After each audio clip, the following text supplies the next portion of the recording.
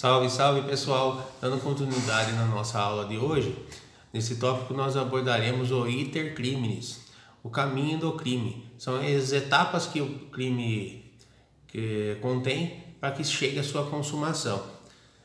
As etapas são internas e externas.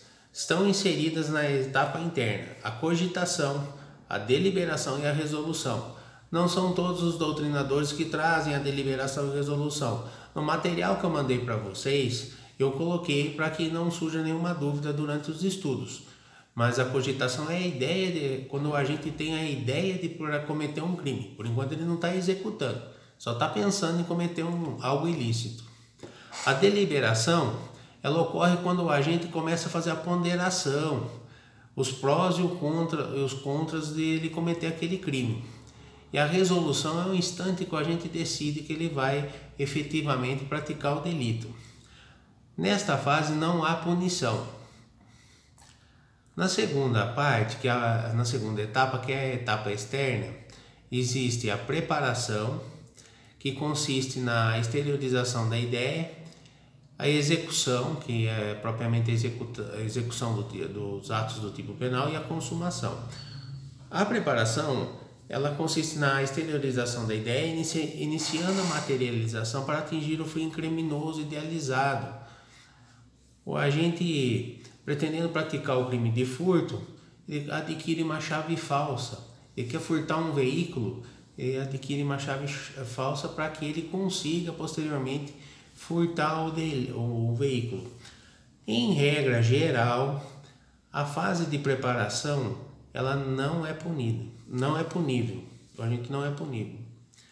Mas pode acontecer que na fase da preparação esta conduta caracterize um outro crime. Aí ele vai ser punido. Um exemplo que eu trouxe para vocês de ato preparatório que ele vai caracterizar outro crime é se a pessoa adquire substância explosiva, gás tóxico ou asfixiante ou material destinado à sua produção. Constitui o crime de 253 do Código Penal. Não deixa de ser uma etapa preparatória isso daí para o crime de explosão, que está previsto no artigo 253 no Código Penal. Imagine a seguinte ideia: alguém que quer provocar uma explosão adquire os produtos, ela não está cometendo um crime de explosão ainda, são atos preparatórios, mas nessa situação, como ela adquiriu esses produtos, ela já está enquadrada no Código Penal pela prática do delito do artigo 253. Outro exemplo que eu trouxe, outra situação que pune o ato preparatório, é o previsto no artigo 5º da Lei 13.260 de 2016, que é a que trata de crimes de terrorismo. Lá também os atos preparatórios para a prática de terrorismo constituem crime.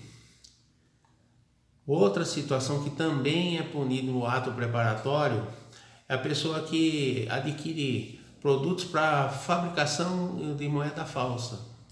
Já existe a previsão legal no artigo 291 de punição nessa situação, pois apesar da pessoa não estar produzindo a moeda falsa, ela já adquiriu os produtos para que seja feito ou cometido o crime de produzir moeda falsa, né? Item B, execução. Consiste na realização da conduta prevista no tipo penal, podendo ser comissiva ou omissiva a ação. Nesta fase, o fato é punível. Em qualquer execução, o fato é punível. Nos atos preparatórios, alguns casos pode existir a punição por um delito autônomo, mas não são em todos. Agora, na execução, todos os crimes são punidos. O professor Kleber Masson, ele faz a seguinte definição: a fase de execução ou dos atos executórios é aquela em que se inicia a agressão ao bem jurídico. Por meio de realização do núcleo do tipo penal, o agente começa a realizar o verbo, o núcleo do tipo, constante na definição legal, tornando o fato.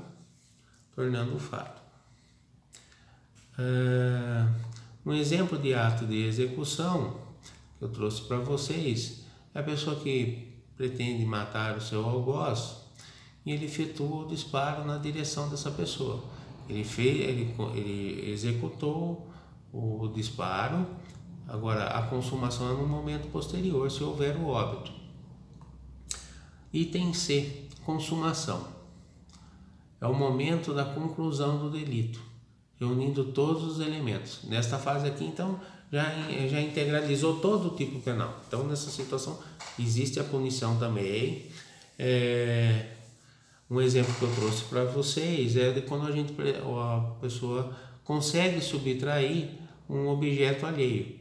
Ele consegue efetuar essa subtração do bem móvel alheio, então ele responde, ele consumou o crime de furto, se ele não empregou violência no ato dele. Exaurimento do crime. Na classificação do crime, eu passei para vocês sobre a questão do exaurimento, que é aquele momento que a pessoa obtém a vantagem do ilícito, mas o crime já se consumou. No exaurimento do crime, ele não integra o iter criminis, porque ele está só, na verdade, ele está obtendo mais alguns efeitos lesivos disso, né? Ele está conseguindo mais alguns efeitos lesivos, mas o crime já está consumado.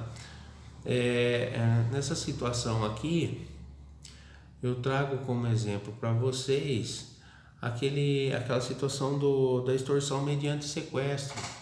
Quando a pessoa vai receber o valor que ela pediu a título de resgate, ela está exaurindo o crime de extorsão mediante sequestro, mas o crime já está consumado. Encerro por aqui. Até mais, pessoal.